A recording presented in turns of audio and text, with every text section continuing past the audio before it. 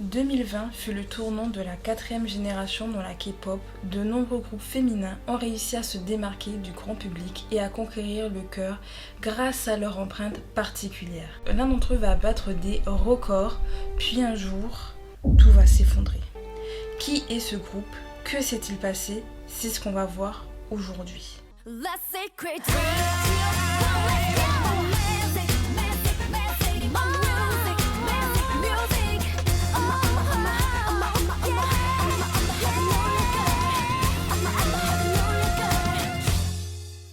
Le 14 juin 2017, le duo de producteurs Black Eyed Pilseung s'allie avec CGENIM pour créer la société de divertissement I-UP Entertainment. Le duo n'est pas inconnu dans l'industrie musicale car ils ont créé de nombreux hits tels que Cheer Up,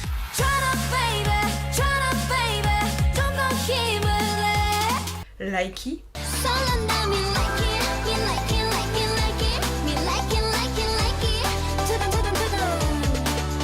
Touch My Body,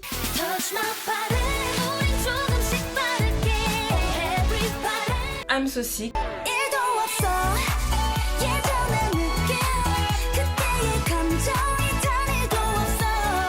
It Should Do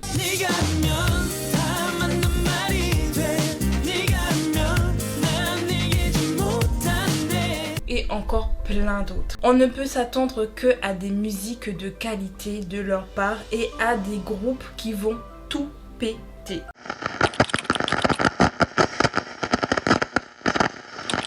Le 8 septembre 2020, le duo de producteurs annoncera qu'ils feront débuter en novembre leur tout premier groupe féminin. À la suite de cette annonce, le 10 septembre 2020, l'agence publiera sur une nouvelle chaîne YouTube des vidéos dans lesquelles on va retrouver les filles de BEP, donc les filles des producteurs.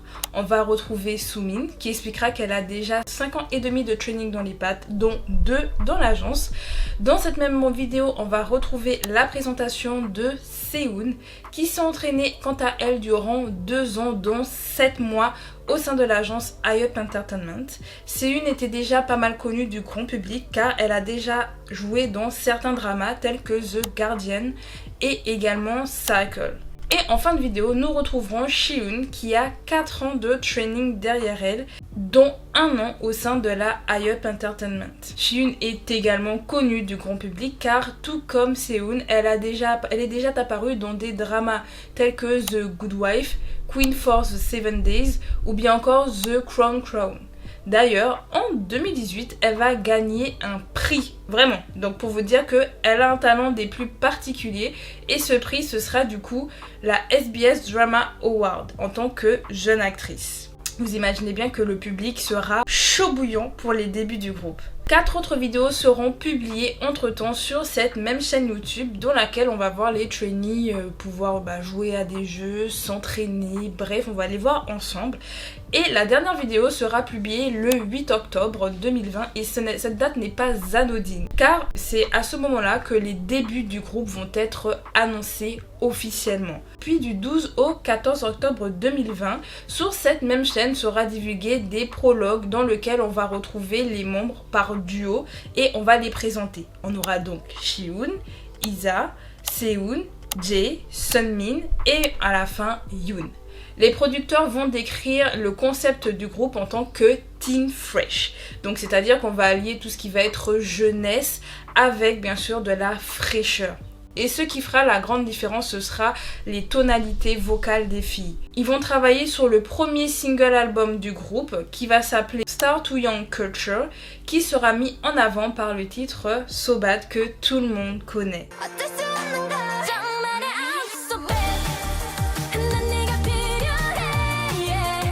Le groupe fera donc officiellement ses débuts le 12 novembre 2020 avec donc le titre So Bad qui sera visualisé à plus de 2,6 millions de fois en 24 heures sur la chaîne YouTube. Le même jour, l'album sera vendu à plus de 4300 exemplaires, ce qui est énorme pour un groupe qui ne débute pas dans une grosse agence. Ça reste une petite agence, la I-UP, elle vient de débuter et elles vendent autant. Le single débutera à la 17e place du Gaon Album Chart. Quant à So Bad, elle débutera à la 90e place du Billboard K-Pop Hot 100.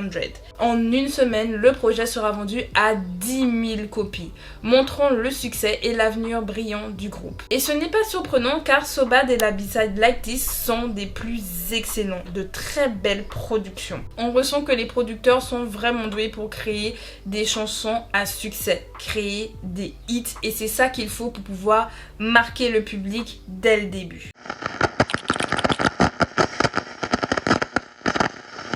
Le groupe reviendra sur la scène musicale avec leur second single album du nom de Stay Dumb qui sera mis en avant par le titre iconique ASAP.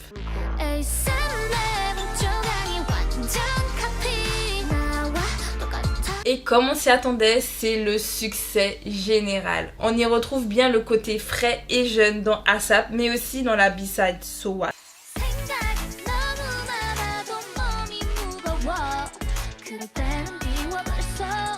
Et dans Loveful.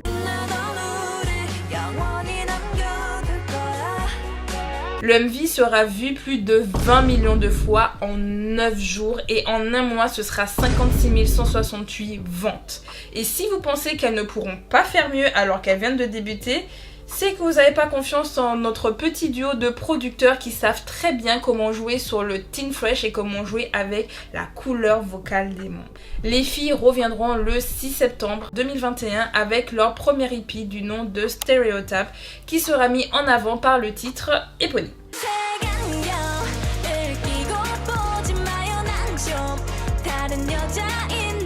Le MV atteindra en 21 jours les 30 millions de vues. Les ventes de l'album vont exploser car en une semaine, l'album sera vendu à 114 000 exemplaires. Elles gagneront même leur tout premier trophée dans The Show. Et vous pensez qu'elles pourraient encore faire mieux alors qu'elles continuent à battre des records ? Eh bien écoutez, vous allez avoir la réponse assez vite parce qu'elles vont revenir avec leur deuxième EP du nom de YoungLove.com qui sera mis en avant par le titre Run To You en 2022 et qui est accessoirement une des chansons que j'ai le plus écoutées cette année-là.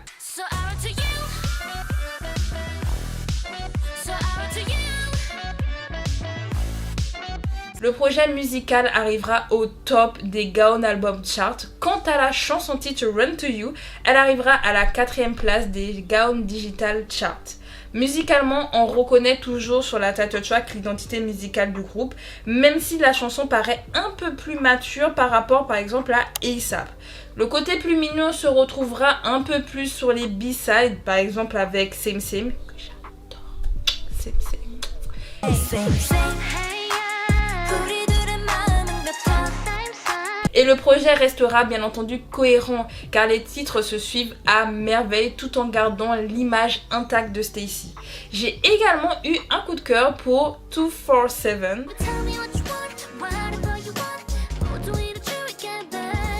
et Young Love qui est d'ailleurs du coup le titre de Libby.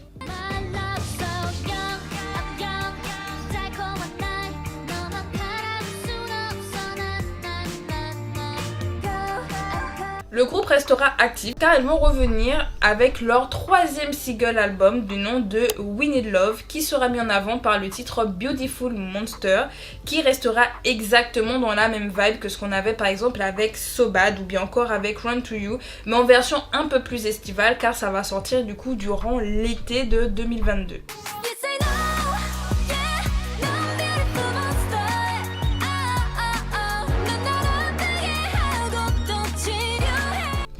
Cette même année, elles feront leur début au Japon avec le titre Poppy qui arrivera à la 7e place de l'Oricon qui est donc les charts japonais. 7e, pour vous dire que le titre il va tellement marcher. Et pour vous dire, le titre va tellement marcher qu'ils vont la faire d'ailleurs en version coréenne. Le 14 février 2023, le jour de la Saint-Valentin, le groupe sortira leur 4e single album du nom de Teddy Bear qui sera mis en avant par le titre Teddy Bear.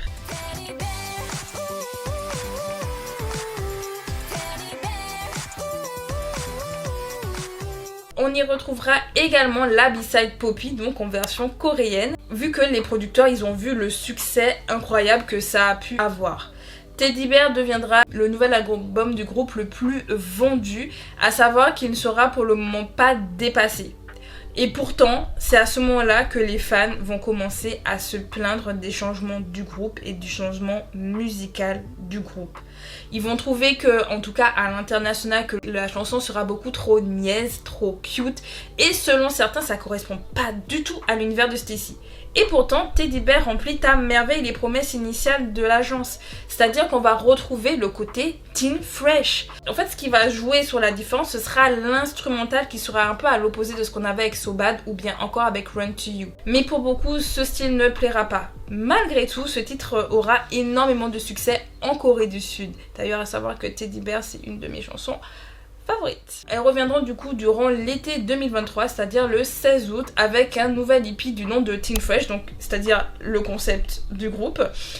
Et on va retrouver du coup 4 titres qui vont donc présenter ce qu'est le Teen Fresh, parce qu'on aura vraiment dans notre tête que So Bad c'est le Teen Fresh, Run To You c'est le Teen Fresh, mais il n'y a pas que ça. Il y a aussi un côté un peu plus mignon. Et c'est comme ça que on va un peu retrouver des titres qui vont par exemple plus ressembler à Teddy Bear avec la title track Bubble qui est très mignonne, très frais.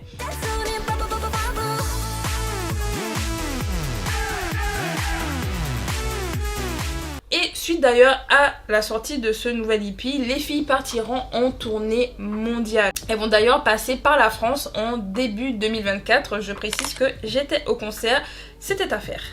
C'est d'ailleurs grâce à leur tournée que les membres ont pu constater leur succès à travers le monde en voyant toutes ces salles remplies.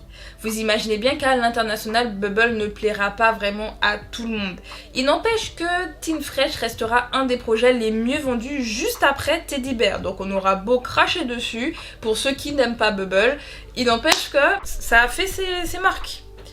Elles finiront leur tournée en mars 2024 et se mettront directement au travail pour un comeback, car depuis l'été 2023, elles n'ont pas eu de projet. Et donc le public a eu le temps de pouvoir écouter de nouveaux groupes qui sortent. Et on va pas se mentir, on avait l'habitude de voir Stacy un peu plus longtemps et plus de fois dans l'année.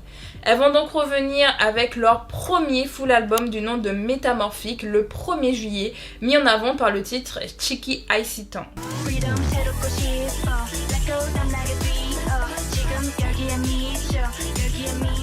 Et ce sera la douche froide, car ce full album sera vendu en une semaine à 95 152 copies, ce qui est bien en dessous des 2 derniers projets qu'il y a eu juste avant. Et le pire, c'est que la title track aurait dû satisfaire tous les fans, parce que justement, on retrouvait l'essence de So Bad, de Run To You, de Stereotype, c'est-à-dire que tous les titres que tout le monde attendait, le style en lui-même, il était de retour.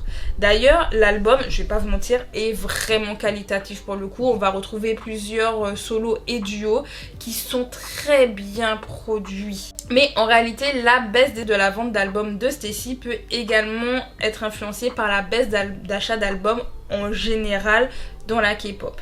Mais ça, on laisse de côté, on en reparlera plus tard.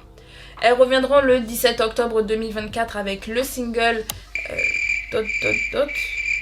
mis en avant par le titre GPT, qui passera pour le coup totalement inaperçu. Alors que la qualité de GPT.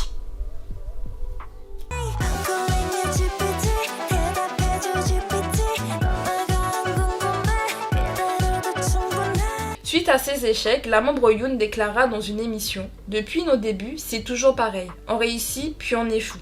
C'est comme ça tout le temps. Mais là, on a échoué 2 fois de suite.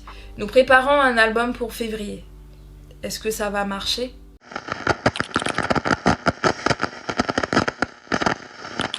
Et sa question est tout à fait légitime. Après un succès critique quelques mois auparavant et une tournée couronnée de succès, voir 2 échecs d'affilée peut énormément jouer sur le moral des filles. Est-ce qu'elles ont fait une erreur ? Qu'est-ce qu'il faut faire pour regagner le cœur du public ? Elles vont donc préparer un nouveau projet qui pourrait plaire à leurs fans de première heure en ayant une esthétique un peu plus glamour avec le single 5, donc qui représente en fait le nombre de membres des filles pour vraiment montrer qu'elles sont là, c'est Stacy. Et ce sera mis en avant par le titre Bébé. Ça sortira donc le 6 mars 2025.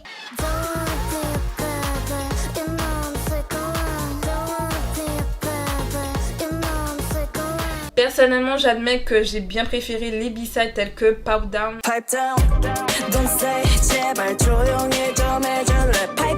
ou encore Diamond.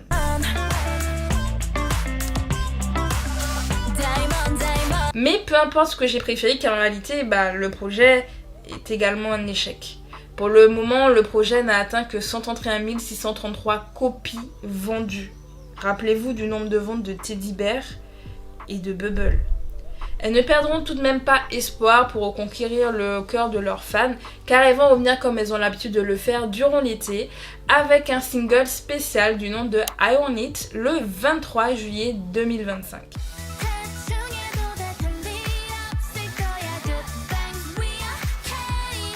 J'aimerais vous dire que les ventes ont été bien meilleures, malheureusement ce ne fut pas le cas. Car l'album a été vendu qu'à 83 162 copies. 83 000. Seul Start to a Young Culture n'a pas dépassé les 70 000 ventes. C'est pour vous dire. Et donc c'est un vieil album. À savoir que 2025 n'est pas forcément une belle année pour le duo de producteurs Black Eyed Peas, car le duo finira par se séparer cette même année en mars, suite à des divergences musicales. Le dernier projet pour lequel les deux ont pu travailler pour le groupe, en fait, ça a été GPT, qui était du coup un bop que tout le monde a ignoré. Cela a pu également jouer sur la réception des chansons du groupe, mais je ne peux pas forcément valider cette hypothèse parce qu'en réalité, j'ai l'impression qu'il y a plein d'autres choses à prendre en compte sur la baisse des ventes.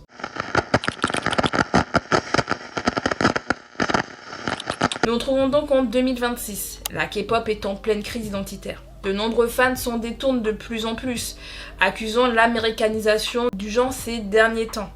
Et c'est dans ce contexte qu'elles vont sortir leur 6e single album du nom de To Love le 16 juin dernier, et il sera mis en avant par le titre To Love.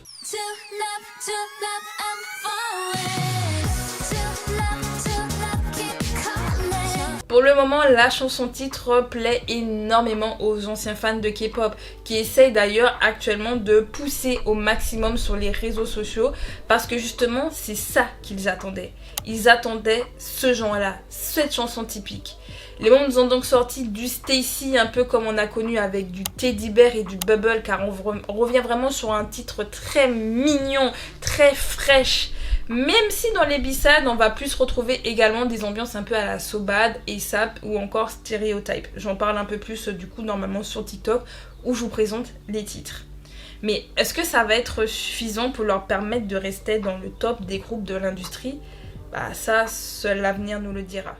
En tout cas, le cas Stacy n'est pas unique. Cela arrive que des groupes commencent sur les chapeaux de roue et finissent par atteindre un pic de réussite, puis soudainement, plus rien. Ce fut par exemple le cas de Yena dont on a parlé un peu plus tôt dans l'année. Tout semblait aller pour le mieux, puis tout d'un coup, il y a eu une chute. Alors oui, il y a eu quelques polémiques, mais il n'y a pas que ça. Et je vais pas vous mentir que personnellement, mon hypothèse sur la chute des ventes d'albums, en fait, c'est parce qu'il y a une grosse chute en général. Comme je l'ai dit, les gens se détournent de plus en plus de la K-pop. Les gens achètent de moins en moins parce que les prix des albums de K-pop augmente. Et forcément, si ça augmente, ça fait de la baisse également pour des artistes. Pour des artistes un peu moyens, la baisse peut paraître énorme et des plus conséquentes.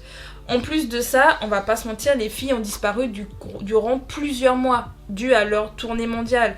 Et forcément, avec toutes les sollicitations que le public peut recevoir, le public, à un moment donné, je vais pas dire qu'ils oublient, mais ils ont tellement d'autres groupes à écouter qu'ils ont plus le temps.